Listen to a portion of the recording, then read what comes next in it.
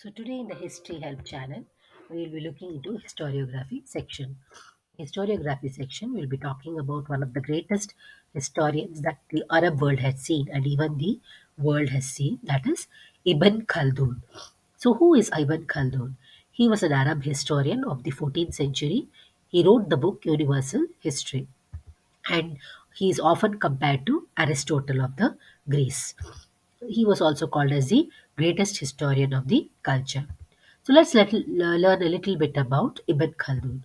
He was born in Tunis. His time period was from 1332 to 1406. So as I told earlier, he wrote the book Universal History. So in the beginning, he thought he will write only about his tribe. Then he thought it was very narrow in scope. So he thought, let me write about the Arab world, Islamic world. That also he felt it was very narrow. And finally, he realized, let me write about the whole world. So that's how his universal history has come about. So, in his universal history, he's talked about a lot of things. So, first he talks about the man. He talks about what is culture. He talks about influences of civilization on man. So and he talks about solidarity. He talks about abstract topics like the solidarity and this unity and justice and all that. So that itself is a very surprising thing. That is because in the 14th century, people who wrote about history just narrated events and wrote about a particular event. But Ibn Khaldun also talked about factors that affected history, which we will see in later slides. So, because his book was Universal History, he also thought, let me write an introduction.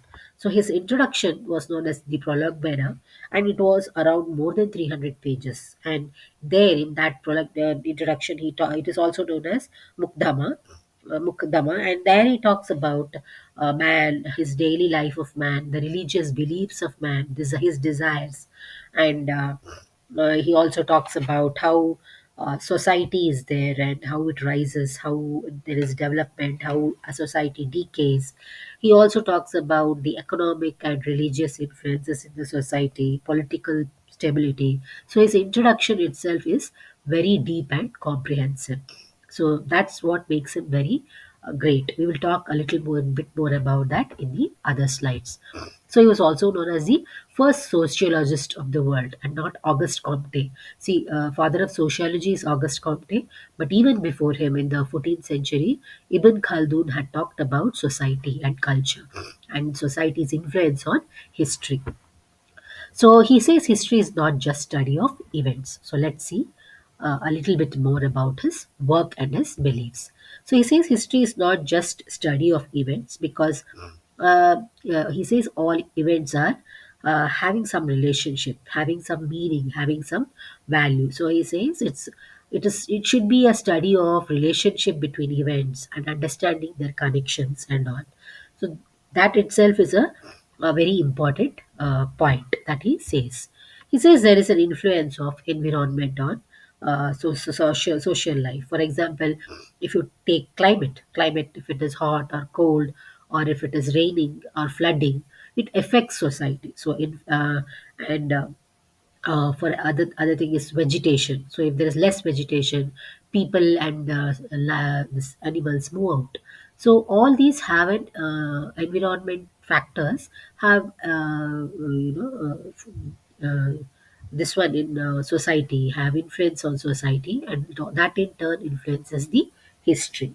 Okay, so that he says, and he says the birth of culture. He says there are four causes for the birth of a culture: material, formal, efficient, and final.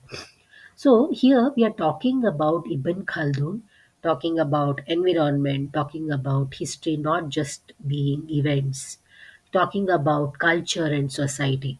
So, for a 14th century historian, talking about all these things is a really surprising thing that from some the small world he had come. He Arab world itself was full of traditions, but Ibn Khaldun, in that sense, was a very modern historian talking a lot about culture, environment, economic, social causes for history.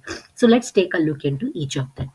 So when he says material causes, that is basically economic causes. When he talks about formal causes, it is nothing but political causes. When he talks about efficient causes, there he is talking about social factors. And when he talks about final cause, which is responsible for the birth and growth of a culture, that is known, that final cause is also known as ethical or philosophical cause. So let's study a bit more about these causes. So when he says material causes, it is actually economic. So the material causes means food, shelter, soil, then vegetation, climate, all are material needs. So all these are what um, economic activity. See, you may have institutions, you may have economic activities depending on all these things in the society. So, if there is good food and great soil and great fertility, there will be good growth in a society. So, economics also plays a very important role in the building up of a birth of a or the building up of a culture. But see, Karl Marx, if you study Karl Marx was responsible for talking about economic causes being changing history, right? So even before Karl Marx, Ibn Khaldun had talked that economic causes are responsible for the growth of a culture. But he didn't stop there. Ibn Khaldun said there are a lot more other causes also. Economic is just one.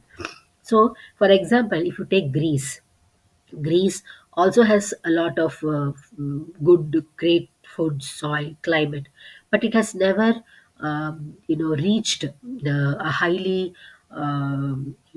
what to say, a highly developed culture like China or Arabia. It has like it is all Greece has all whatever Greece enjoyed. That was only in the ancient period.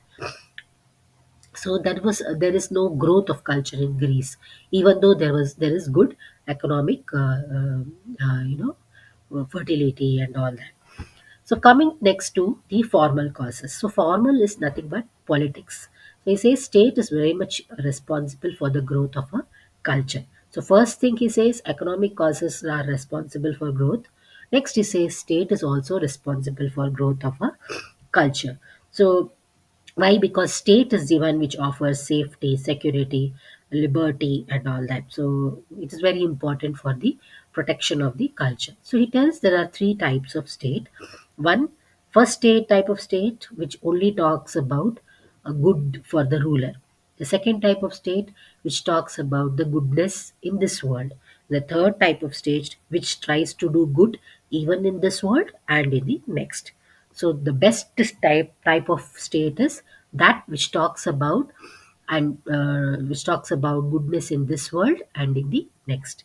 Not only he talks about state, it also talks about able ruler, how a ruler should be. He says a ruler should have full knowledge of the law. He should be able to interpret law. He should have a sound mind. He should also be capable of enforcing the law. So that is what he talks. So it's important to be good, but also to be firm. So he also gives political causes responsible for growth of a culture. So economic causes are over, political causes are over. Then he says social causes are what is known as efficient cause. So he says some cultures like Egypt, Greece, Rome have already disappeared, but cultures like Arabia, India, China are still going on. So there are some other things also which are responsible for the growth of a culture, not just economics and politics. So he says there is something called necessity. So he says three kinds of necessity is there. One is natural, like for example a seed which always grows into a plant, most often grows into a plant. Then there is absolute necessity, which is very important, otherwise no development takes place. For example, justice, solidarity, harmony, those are all absolute necessity. And the third type of necessity is necessity by compulsion. So suppose you have a ruler who is a tyrant, who is cruel, then people out of necessity kind of overthrow him. So due to all these maybe organic necessity, absolute necessity, or necessity with compulsion, these three kinds of necessity will lead to changes in culture, okay, and its growth also. So he says role of this. So he also talks about the role of chance. He says victory or defeat is not necessarily due to the size of the army or the quality of weapons, but it is also due to some other causes, which can be so due to lack of solidarity, or good solidarity and all that. So solidarity is something which is like harmony. For example, um, for example, if you see even today, Russian and Chinese science rivalry is there. Though both have common ideology, still they are not very the rival. They still have rivalry. One of the reasons is a lack of solidarity. The same thing, if you actually see between if you see the 17th century and the 18th century, the English were better off than the French. In East India Company was much better because of the role of solidarity. So he says, for a growth of a culture, it is not only necessity, but also things like solidarity also plays a role. The final thing which he talks about is, in spite of all economic, politics, and social, there is also something called uh, common goal. If the culture is moving towards common goal like happiness of everyone, or goodness of everyone, then such a culture will survive. So in this, he takes talks about three types of regimes. So one of the three types of regimes are culture. So first type of culture is very primitive. So it will only survive. Its only goal is to survive. Second type of culture is civilized, which is trying to do the good in this world. Third type of culture is which tries to not only do good in this world but also in the next. So such type of cultures will survive. So this is what makes him a greatest historian. He touches on economics like Karl Marx. He touches about politics like Aristotle. He touches on social like Auguste Comte. He also brings in philosophy or ethics, without which culture will not be able to survive. So he was a kind of modernist. He was a kind of humanist. He was not always talking about divine will like either church historiography, but he was very much grounded and in reality. So he was a humanist. He was also scientific. He talks about study of events and their relationships, and whatever he has written is universal. That's what makes him greatest historian. So the questions that are likely to come is, bring about the contributions of Ibn Khaldun to the development of historiography. The next slide we will be looking into modern historiography.